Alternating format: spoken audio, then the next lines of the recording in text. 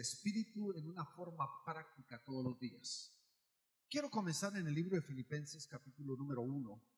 Encontramos nosotros en el versículo número 6, uno de los versículos que yo considero muy trascendentales, que a veces lo decimos más enfocándonos en el final, pero quiero que veamos el proceso, quiero que veamos lo que Dios está haciendo diariamente. Dice esto: estando convencidos, y Pablo dice, hablando Pablo desde una perspectiva personal, dice que él estaba convencido, estando convencidos precisamente en esto, que el que ha comenzado en vosotros la buena obra, la perfeccionará o la terminará, dice otra traducción, hasta el día de Cristo Jesús. Muchos de nosotros podríamos pasar por casi desapercibidos en este versículo, porque muchos de nosotros simplemente vemos el comienzo y vemos el final.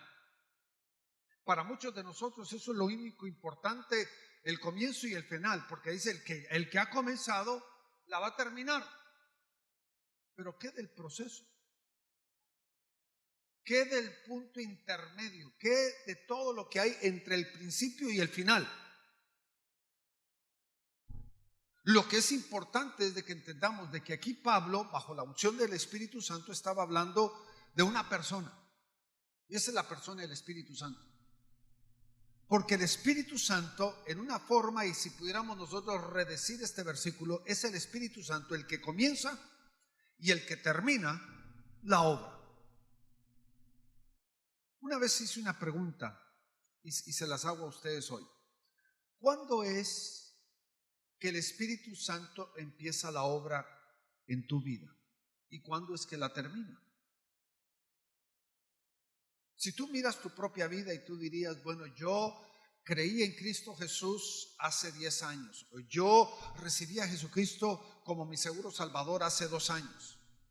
¿Cuándo fue que el Espíritu Santo comenzó la obra?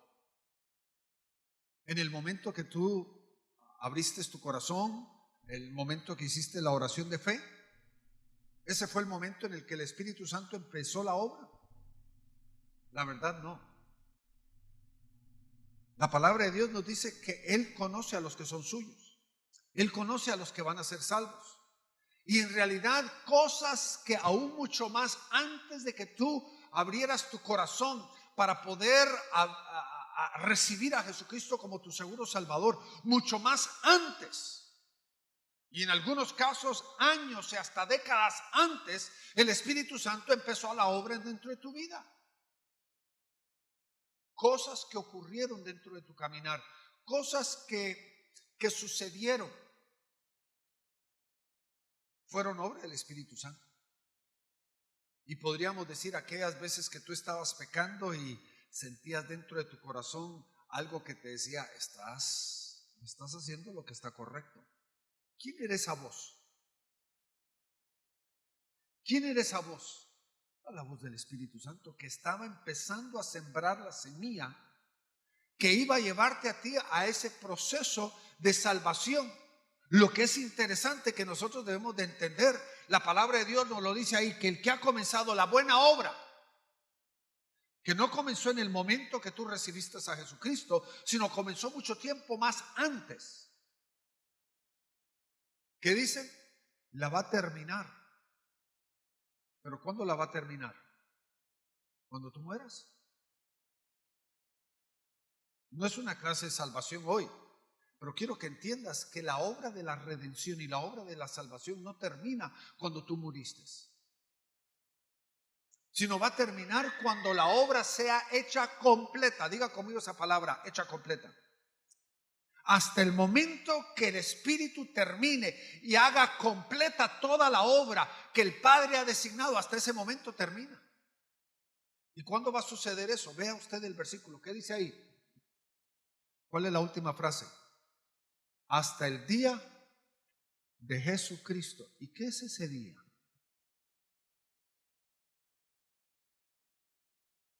Podríamos interpretarlo por varias cosas. Podría ser el día de su venida. Algunos de nosotros no vamos a ver su venida. Estoy hablando en un sentido físico hoy, con nuestra vida actual, no vamos a ver su día de venida. Porque algunos de nosotros vamos a morir. Y aunque vamos a participar de su venida a través de la resurrección, no vamos a estar aquí vivitos y coleando durante su venida. Pero hay otra interpretación que es el día del juicio. El día de la manifestación del juicio, cuando Él se pare como juez delante de todos los vivos y los muertos, dice la palabra de Dios, y juzgará a los vivos y los muertos. Porque en realidad hay cosas que ocurren después de nuestra muerte que son parte de la obra de salvación, como la resurrección, como la glorificación y como la perfección. Son tres cosas que van a ocurrir después de nuestra muerte. Y por eso la palabra de Dios dice que el que ha comenzado la buena obra, ¿qué? La perfeccionará. ¿Y qué significa la palabra perfección? Que la hará, ¿qué? Perfecta. Y algunos de nosotros, cuando nos vemos en el espejo de nuestra propia vida, podríamos decir: qué perfecto imperfecto soy yo. Perfectamente imperfecto estoy, ¿verdad? ¿Por qué? Porque todavía no hemos llegado a aquella posición o a aquel lugar que Dios todavía está haciendo su obra dentro de nosotros. ¿Cuántos podrían decir: todavía estoy en proceso? Recuerde, una de las analogías bíblicas es de que Él es el alfarero y yo soy ¿qué? Barro. ¿Y qué hace el alfarero? No termina de hacer la labor hasta que diga: ¿está qué? Perfecto. Hasta que está qué? Perfecto. Y hasta que el alfarero no considere que está perfecto, todavía va a ser ¿qué? Formar, trabajar, sacar las impurezas, purificar. Porque está haciendo una obra ¿qué? Perfecta.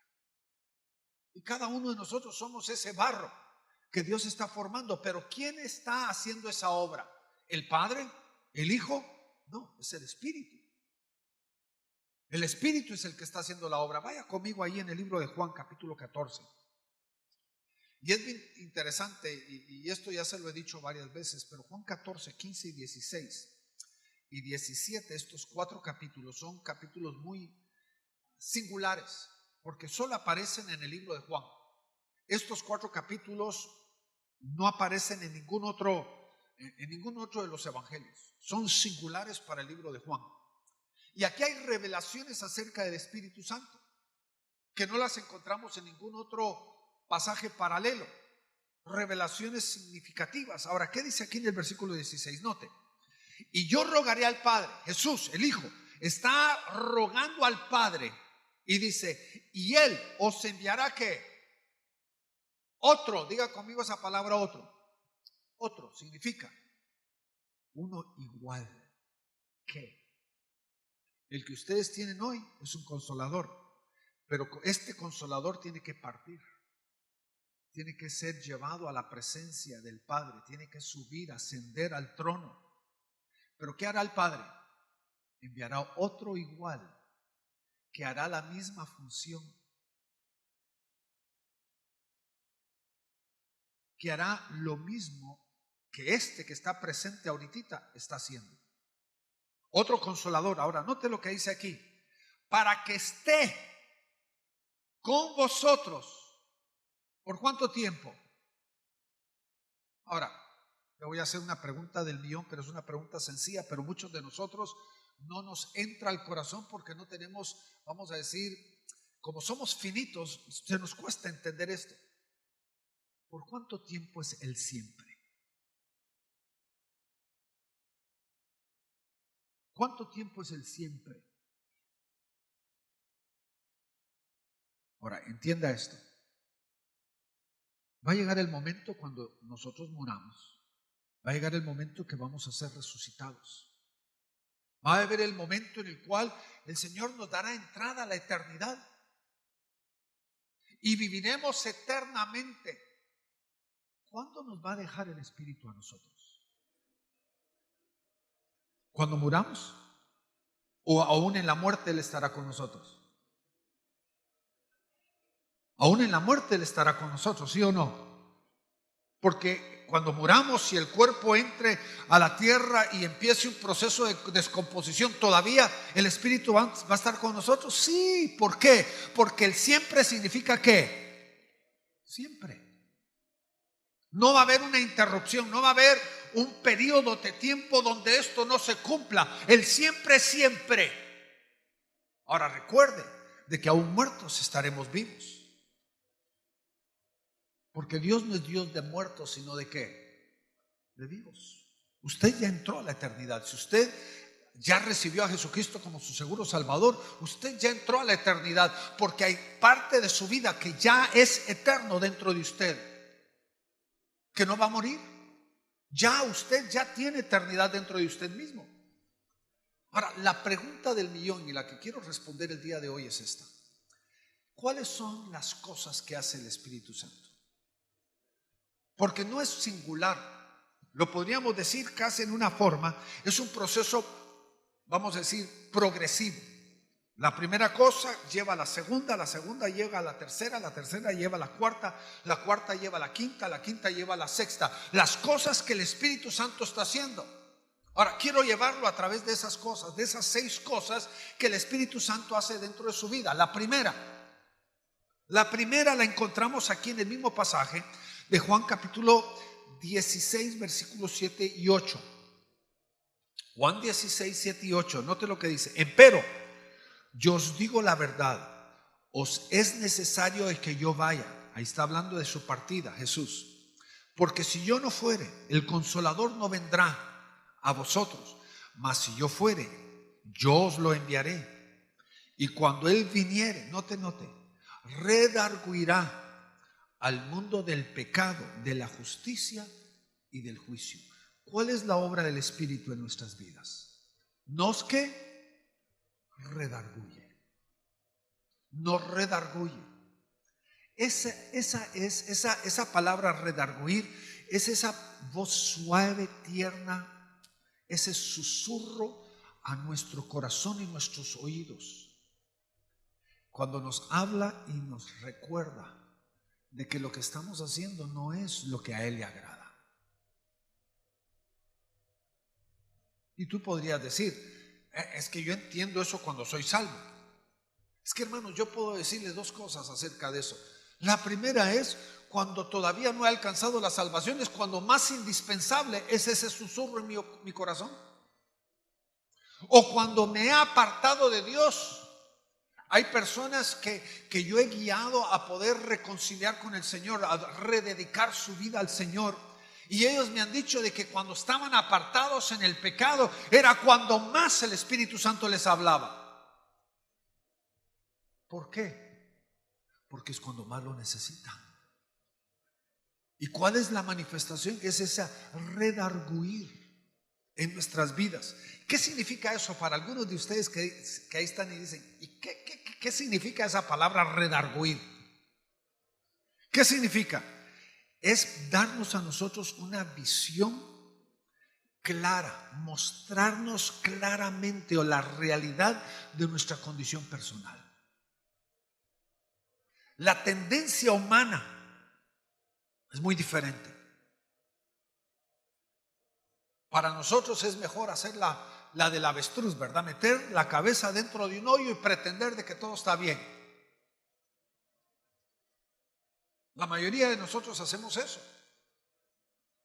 Necesitamos que alguien nos manifieste, nos revele. La tendencia humana es quitar todos los espejos de la vida, porque no queremos vernos al espejo, no queremos ver la realidad de nuestra vida. Pero ¿qué hace el Espíritu? Pone espejos delante de nosotros. Él es ese espejo en el cual podemos ver la verdad. Es que, hermanos, si no hay esa revelación, ¿cómo vamos a poder cambiar las cosas? Yo no sé acerca de ustedes, con unos cuantos medio pelones aquí, y digo varonilmente eso, ¿verdad? Donde ustedes no tienen que peinarse porque no tienen pelo suficiente para peinarse. Pero En el caso mío de que yo estoy medio pelón, pero el poco de pelo que tengo, en las mañanas amanezco con el pelo por todos lados. Y si no tuviera yo un espejo, ¿qué pasaría? Yo saldría así tal como estoy, tal como me levanté, ¿verdad? ¿Qué necesito? Necesito algo que me revele la problemática para que yo la pueda, ¿qué? Corregir. No solo en lo natural, sino también en lo espiritual. Ese es el Espíritu Santo el que me demuestra eso. Es el Espíritu Santo el que muestra eso. Es la revelación de nuestra realidad. Porque, hermanos, quiero que entienda esto. Sin la revelación de esa realidad no puede haber cambio. La mayoría de nosotros nos mentimos de que todo está bien. Nos convencemos de que no tenemos problemas. El mundo se nos puede estar desmoronando por todos lados, pero nosotros nos hemos convencido de que no hay problemas, que todo está bien.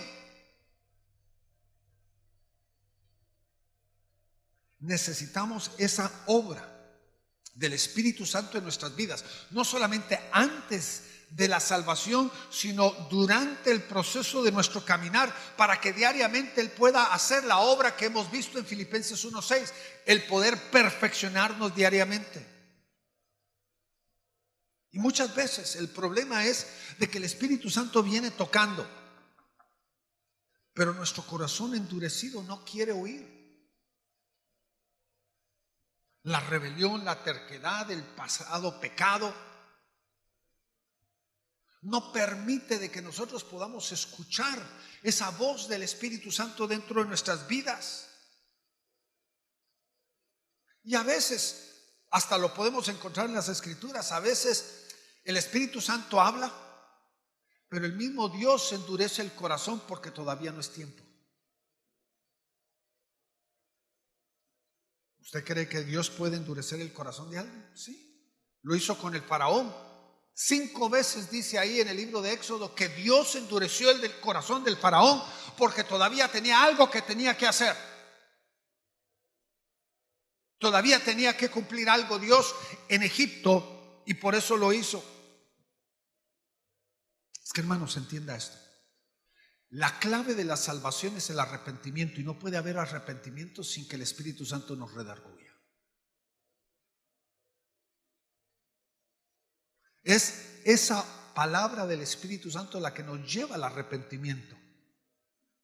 Es la muestra de nuestra propia condición. Es lo que la palabra de Dios usa como una forma de tipología: tristeza. Es cuando el Espíritu Santo habla y produce dentro de nosotros esa realidad que podría llevarnos a una tristeza donde nos sentimos tan tristes por lo que hemos hecho. La segunda cosa, regresando ahí a Juan capítulo 16, versículo número 13. Nos estamos quedando muy cerca de los mismos pasajes. Note lo que dice ahí en el versículo 13. Dice: pero cuando Él, hablando del Espíritu, el Espíritu de verdad. ¿Cómo llama aquí al Espíritu? ¿Cómo lo llama? El Espíritu de verdad. Hay diferentes, vamos a decir, revelaciones del Espíritu. Por ejemplo, la palabra lo llama el Espíritu Santo, el Espíritu de santidad. Aquí lo llama ¿cómo? El Espíritu de verdad. Ahora, ¿por qué es? Para que entendamos la simplicidad de lo que Él está haciendo, su obra dentro de nuestras vidas. Dice: venga, Él os guiará toda ¿qué? A toda verdad. ¿Cuál es el elemento más esclavizante en tu vida? La falta de verdad. Hoy vivimos en un mundo donde todos tenemos la pena de decir la verdad. Creemos que mentirle a una persona que amamos es un acto de amor. No queremos herir a nadie.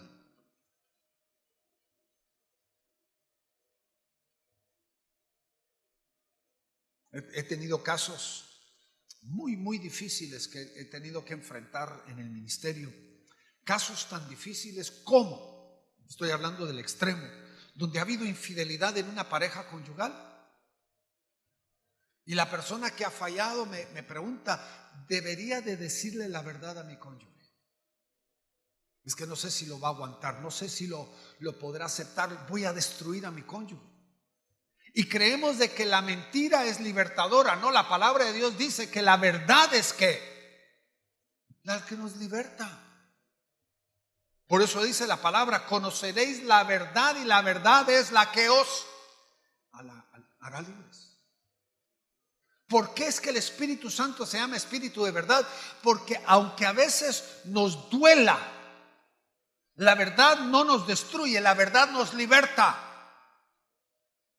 Ahora, esto no es licencia para decir la verdad con odio y con amargura y con resentimiento y con ira y con machete en mano. La verdad hay que decirla con amor.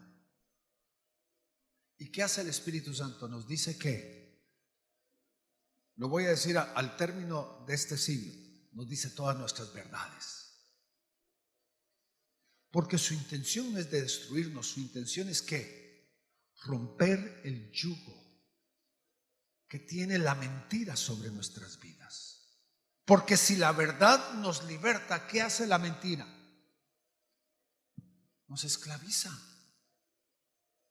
Y entonces el Espíritu viene a traernos libertad.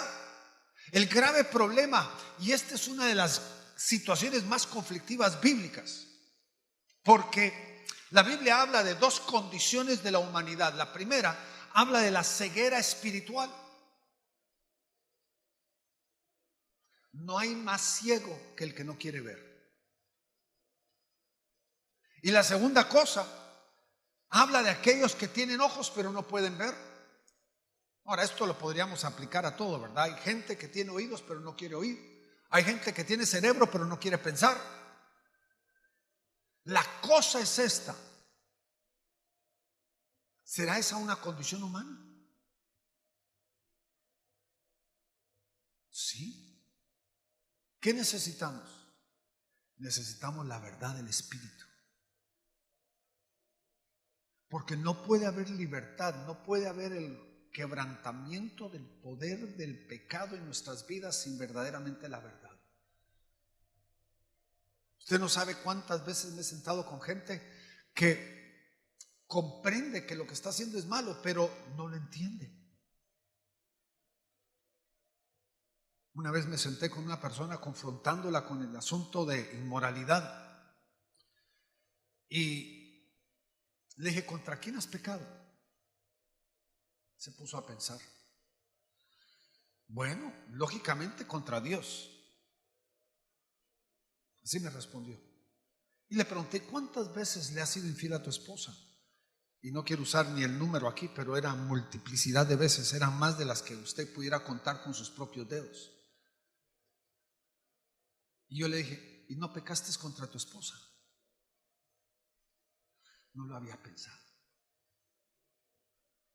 ¿Y a qué acerca de tus dos hijas? Tampoco. ¿En dónde? ¿Qué hace la verdad?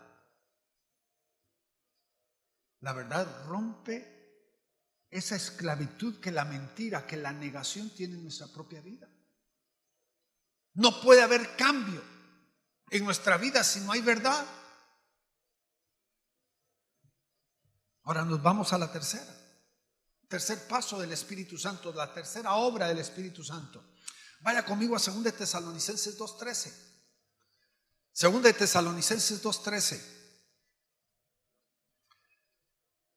Note lo que dice aquí. Pero nosotros siempre tenemos que dar gracias a Dios por vosotros, hermanos amados del Señor, porque Dios os ha escogido desde el principio.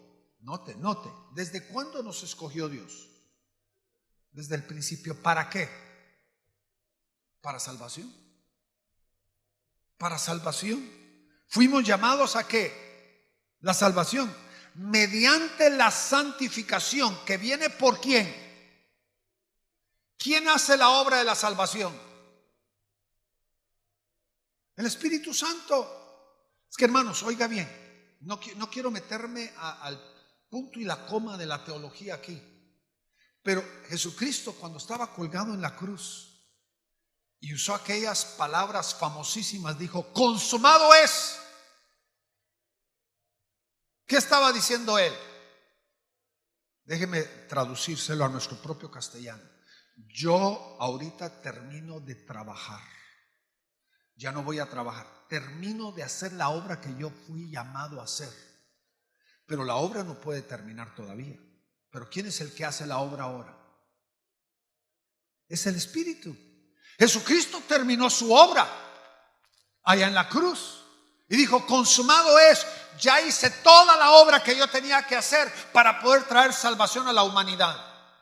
Desde ese punto en adelante, ¿quién es el que trabaja? Es el Espíritu.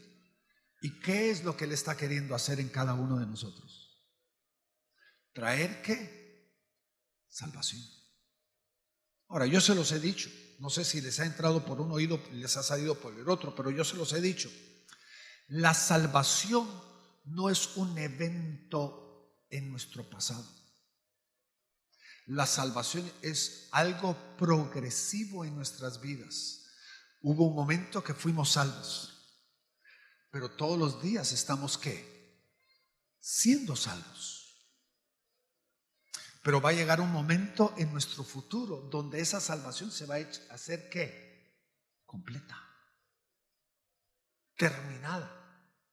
Y entonces podemos decir, desde el momento que recibimos a Jesucristo hasta el momento de nuestra resurrección, estamos siendo ¿qué? Salvos. ¿Y quién está haciendo esa obra? Es el Espíritu Santo. Y su obra es de salvación en nosotros. Él es el que aplica la obra que Jesucristo hizo en la cruz del Calvario.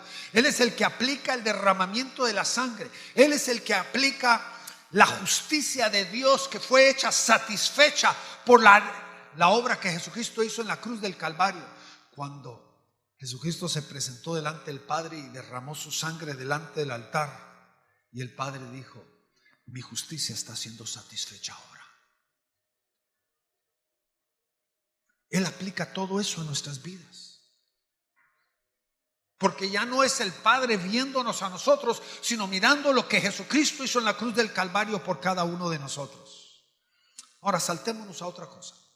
Romanos capítulo número 8, versículo 13 en adelante. Hay un pasaje bien interesante aquí.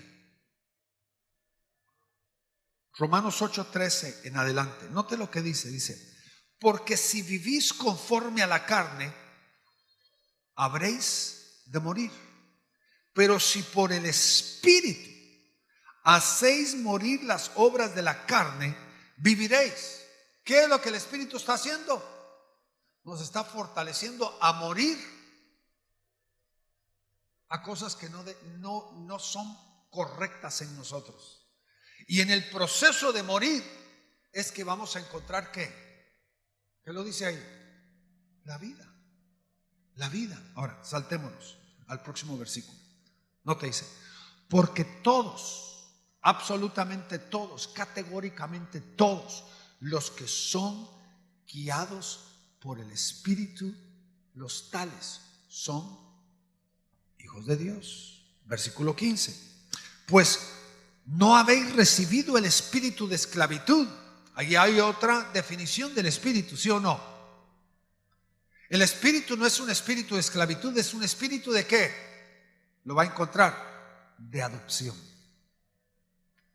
Sigamos adelante, dice: para volver de nuevo al temor, sino habéis recibido el espíritu de ¿qué? De adopción, por el cual podemos nosotros llamar ¿qué? Abba Padre. Ahora, ¿cuál es la obra del Espíritu en tu vida? Todos los días. Aquí lo dice, versículo 14, dice: los que son guiados. Ahora, quiero que entienda, usted, singularmente usted, es el que va a determinar el estilo del trabajo del Espíritu en su vida. Cuando yo estaba creciendo en Guatemala, En la iglesia que mis abuelos sembraron, la iglesia del Calvario, mi abuelo construyó un edificio de 3 pisos. Y a mí me encantaba subirme al techo, era un techo plano. Ustedes saben, en la América Latina todo es hecho de concreto, ¿verdad? Y allá en el techo me paraba a ver y de repente miraba varias veces que andaba en el techo un pastor de cabras que pasaba enfrente. Estamos hablando en los años 60, ¿verdad? Naturalmente allá en el siglo pasado, por allá, en el tiempo de piedra, ¿verdad? Prehistórico. Pero noté y aprendí la diferencia entre el pastor de cabras y el pastor de ovejas. La Biblia dice: mis ovejas oyen mi voz y me siguen. El pastor de cabras no sigue las cabras porque las cabras no siguen a su pastor. Él las tiene que arrear. ¿Y cómo las arrea? Tiene un látigo tal vez de 20 metros de largo y empieza: papá, papá, papá. Y así es como las mantiene caminando en una dirección, porque la cabra, ¿qué hace? Piensa por sí misma y no le gusta seguir dirección.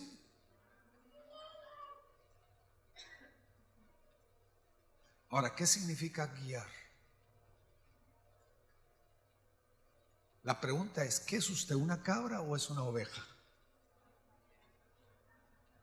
Porque el estilo de su pastor, no estoy hablando del pastor Alex ni la pastora Marta, sino del pastoreo del Espíritu Santo, tiene que ver con usted. Porque lo que quiere hacer el Espíritu, quiere que guiarlo, pero no lo puede guiar si usted no está dispuesto a seguir. Porque regresemos al versículo 14. Note lo que dice: porque los que son guiados por el Espíritu, los tales son ¿qué? Hijos de Dios. Ahora, ahí no piense de que está diciendo que todos los que son cabras no tienen una relación con Dios. Lo que está diciendo ahí la palabra hijos, está hablando de aquel que ha alcanzado la madurez. Porque la Biblia usa la palabra hijo, pero se refiere a hijos menores, y también tiene otra palabra que habla de hijos mayores, de hijos responsables, de hijos que han alcanzado un nuevo nivel. Para poder alcanzar el nivel de lo que la Biblia habla de aquí, hijo de Dios, hay que aprender a ¿qué? Dejar de ser rebelde y aprender a seguir la guianza del Espíritu. Porque entienda, usted como hijo rebelde no va a alcanzar la perfección. Se va a quedar estancado en su miniatura. Para alcanzar la perfección usted tiene que aprender a ¿qué? Dejarse guiar por el Espíritu. ¿Está conmigo? Esa es la obra del Espíritu en su vida. Esa es la obra. Ahora, quiero saltarme a las próximas 2 cosas y las finales. Romanos 12:2. Romanos 12:2. Note lo que dice aquí: no os adaptéis a este mundo, sino transformaos por medio de la renovación de vuestra mente, para que verifiquéis cuál es la voluntad de Dios, lo que es bueno, aceptable y perfecto. Recuerde, ¿quién comenzó la buena obra y quién la va a terminar? Para poder llevarnos a ese lugar, Él tiene que transformarnos. La Biblia habla de la transformación. Ahora, muchos de nosotros que tenemos hijos y nietos y podemos ver las caricaturas, ¿verdad? Podemos ver nosotros los programas como Transformers, ¿verdad? Que pretenden ser carro, pero realmente son robots. Pensamos de que eso es la transformación. No. Literalmente lo que el Señor está queriendo mostrarnos es esa transformación tan profunda de ser gusano a volverse una mariposa.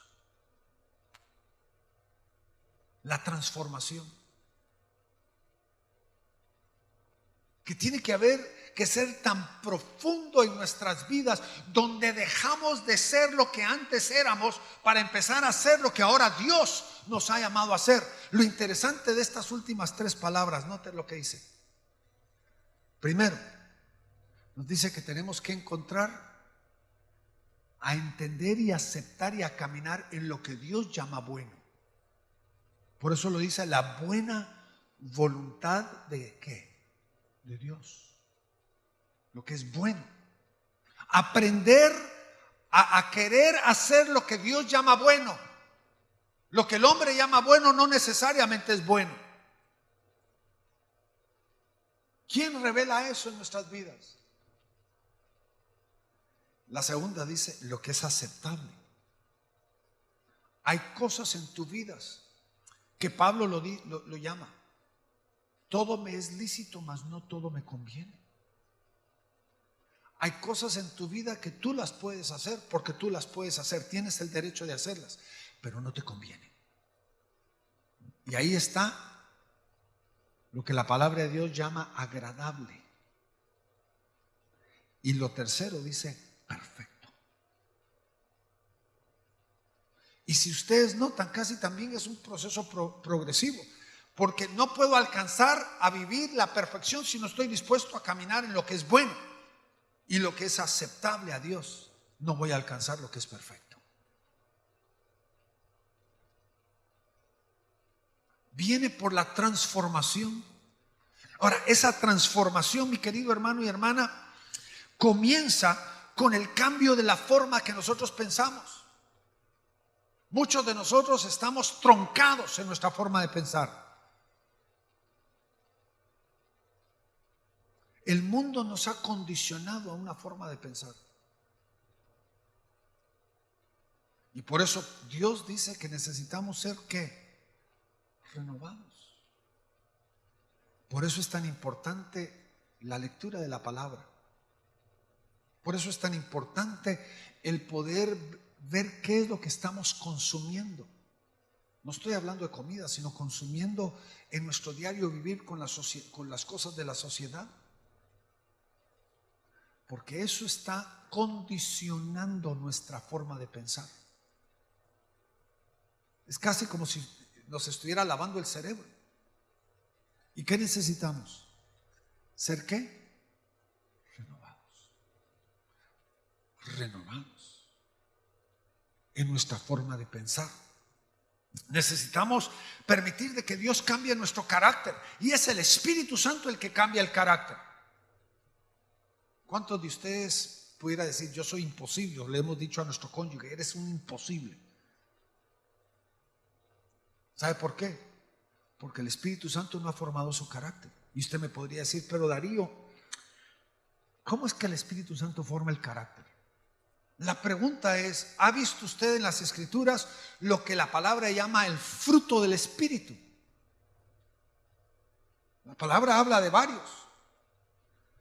Comienza con 7, pero no está limitado a estos 7. Por ejemplo, la palabra de Dios menciona amor, gozo, paz, benignidad, bondad, mansedumbre, templanza o dominio propio.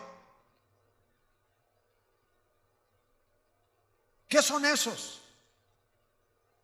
La Biblia lo llama el fruto, porque es el resultado del Espíritu, pero yo le digo, es la transformación de nuestro carácter.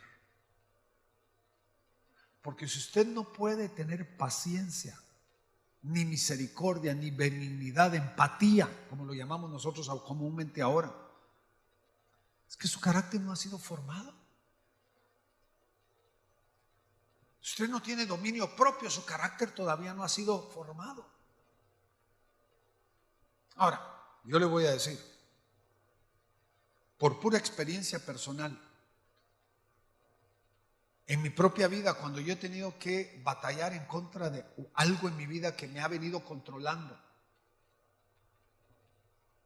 he descubierto que cuando me enfoco en conquistar esa área de mi vida, la realidad, yo estoy debilitando todo porque ataco uno, pero en realidad estoy destruyendo el poder de todas las demás. Porque hay un común denominador y eso se llama la carne. Y cuando debilito la carne, todas las demás áreas de mi vida están siendo transformadas poco a poco. La gente a veces dice, pero esas 7 son un problema en mi vida. Ataque uno, conquiste uno, enfóquese en uno, como yo lo hice. Y cuando usted conquista ese uno, usted va a ver que todos los demás también están siendo ¿qué? Transformados. Por eso es el fruto singular del Espíritu, no los frutos del Espíritu. ¿Es el qué? Fruto del Espíritu. Y también tenemos que considerar algo muy interesante, que la Biblia hace distinción entre la palabra salvación y la palabra conversión.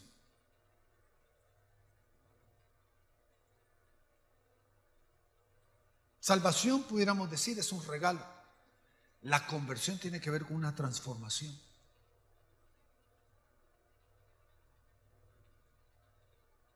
Porque tiene que ver con el convertirse usted en algo que usted no era. La transformación. Y termino con este último pensamiento. Hechos 1:9, perdónenme. Jesucristo estaba a punto de partir, de ascender al Padre. Tenía a sus 500 discípulos delante de él. Y él les dio una orden, les dijo, y recibiréis poder cuando haya venido sobre vosotros el Espíritu Santo. Y me seréis testigos en Jerusalén, Judea, Samaria y hasta lo último de la tierra. ¿Cuál era la problemática? Yo he predicado este mensaje aquí. ¿Cuál era la problemática que Jesucristo estaba enfrentando en ese mismísimo momento? Cuando él estaba a punto de ascender, él tenía una problemática. Esos 12 que él había trabajado por 3 años y medio, los había discipulado, no estaban listos para la gran comisión. Recuerde, uno había en desesperanza, fue y se colgó. ¿Quién era ese? Don Judas Iscariote. Don Judas Iscariote. Quedaron 11. Pero si nosotros vemos a esos 11, ¿en dónde estaban? ¿Cuántos estaban a los pies de Jesús en la cruz? Solo uno, Juan. ¿En dónde estaba don Pedro? ¿Dónde estaba don Andrés? ¿Dónde estaba don Tomás? ¿Dónde estaba el otro Judas? La verdad, yo le voy a decir, ninguno de ellos estaba listo. Habían tantas imperfecciones. Pedro, si usted nota simplemente el ejemplo de Pedro, Dios lo había sacado de un lugar llamado la pesca y le dijo Jesús, si me sigues yo voy a hacer de ti pescador de hombres. Pero en el momento cuando él se sintió que perdió todo, ¿a dónde regresó? Es como el borracho que Dios saca del bar, pero en el momento de su debilidad, ¿a dónde quiere volver? No estaban listos. No estaban listos para el cumplimiento. ¿Y qué les dijo Jesús? Les falta una cosa más. Una cosa más les falta. Quiero que regresen a Jerusalén y van a esperar a que el Espíritu va a venir y los va a empoderar. ¿De dónde viene el poder? Del Espíritu. Ese poder es el poder transformador. Aquí tiene que ver, es una dualidad. La transformación y el poder es una dualidad. ¿Por qué? Porque si no hay transformación, el poder se vuelve dañino. Pero no puede haber transformación sin el poder del Espíritu. Y entonces el Espíritu viene a transformarnos para poder empoderarnos, para poder hacer lo que Él nos ha llamado a hacer. Es ese poder el que conquista el temor, la inseguridad, el que nos da a nosotros la osadía para poder hacer lo que el Señor nos ha llamado a hacer, el vivir una vida diferente en un mundo tan opositor. en un mundo controversial, el poder pararnos y decir, a mí no me importa que usted piense de mí, yo voy a hacer lo que yo considero de parte de Dios que es lo correcto. Yo voy a vivir una vida que agrada a Dios y no a los hombres. Algunos de ustedes están trabajando en una situación muy conflictiva donde sus compañeros de trabajo roban, malversan, hacen cosas incorrectas y quieren tentarlo a usted para que usted se calle la boca. ¿Qué hace el poder del Espíritu? Lo ayuda a usted con gracia, pararse y decir, yo no puedo hacer eso porque yo agrado a Dios y no a los hombres. El poder del Espíritu Santo. ¿Cuándo comienza el Espíritu Santo en nuestras vidas? Aún antes de que naciésemos, antes de que teníamos algún pensamiento, antes de que nosotros hubiéramos oído el mensaje de salvación, desde ese momento ya el Espíritu Santo venía trabajando en nosotros. ¿Y hasta cuándo va a terminar su trabajo? Hasta que nos perfeccione. Pero no nos dejará, ni nos abandonará para siempre. Para siempre estará ¿con qué? Con nosotros. Para siempre. No importa qué estás viviendo tú, yo quiero que tú entiendas. El regalo de Dios para tu vida hoy es su Espíritu, quien estará contigo por todos los altibajos de tu vida, todos los tiempos difíciles como los tiempos malos, buenos, tiempos de éxito como tiempos de fracaso. Aun cuando tú digas, yo conozco a fulanito de tal que tiene ya 5 años de estar pecando y no viene ni a la iglesia ni nada. ¿Cuál es tu certeza y tu esperanza? Que el Espíritu Santo no lo va a dejar, porque es de Él. Tus hijos, tus hijas, que hoy pretenden no seguir al Señor, tú debes de entender, el Espíritu Santo no los ha dejado. Son de Él. Cuando tú se los entregaste, son de Él. Y no los va a dejar, ni los va a abandonar.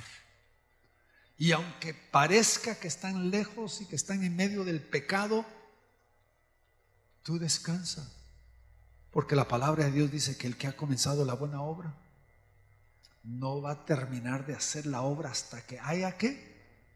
Perfeccionado nuestras vidas.